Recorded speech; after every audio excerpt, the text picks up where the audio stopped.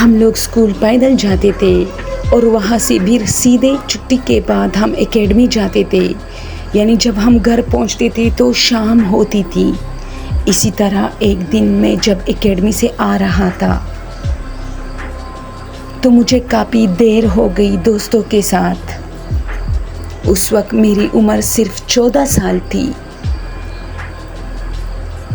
ہماری ٹیچر نے ہم سے بہت زیادہ کام اس دن لیا۔ آتے ہوئے مجھے بہت دیر ہو گئی کیونکہ پھر میں کھیلنے بھی لگا اپنے دوستوں کے ساتھ۔ اسی طرح شام کو یعنی رات کو جب میں واپس آ رہا تھا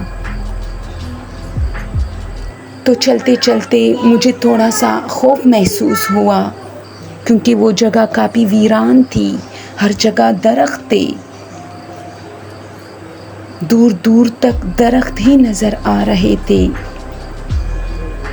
میں نے اپنے دل کو کافی مضبوط کیا اور چلتا رہا۔ میرے پیچھے کافی آوازیں آ رہی تھی جیسے میرے پیچھے کوئی آ رہا ہو، لیکن چونکہ یہ میں نے بہت زیادہ سٹوریز میں سنا ہے اس لیے میں نے پیچھے نہیں دیکھا۔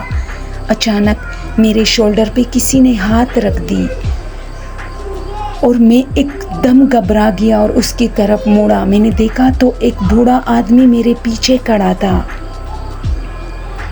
اس نے مجھے بولا، بیٹا اتنی رات کو یہاں کیا کر رہے ہو؟ میں نے کہا اتنی رات تو نہیں ہے۔ اس نے کہا تمہاری لیے تو ہے، تم بہت دیر کر چکے ہو۔ میں نے کہا اکیڈمی سے آتے ہوئے دیر ہو گئی۔ پھر اس نے کچھ سوچا اور کہا آئندہ اتنی دیر سے مت آؤ، اور اگر آنا بھی پڑے تو اس راستے سے کبھی مت آنا، ورنہ زندہ بچ کر تو کبھی نہیں جاؤ گے۔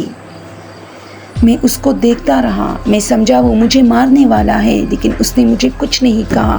پھر اس نے مجھے کہا بھاگو، اور میں بھاگتا اپنے گھر تک پہنچ گیا، اور آج تک میں حیران ہوں کہ آخر وہ کون تھا جس نے مجھے کچھ نہیں کہا۔ لیکن پھر کچھ دن بعد اس راستے پہ حادثات شروع ہو گئے۔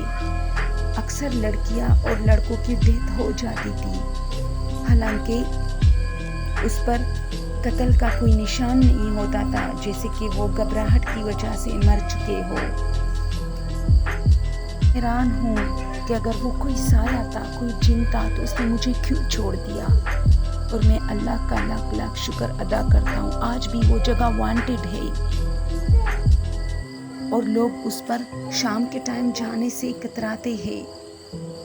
دوستو اگر چینل پسند ہو تو پلیز سبسکرائب کیجیے۔ Thank you so much.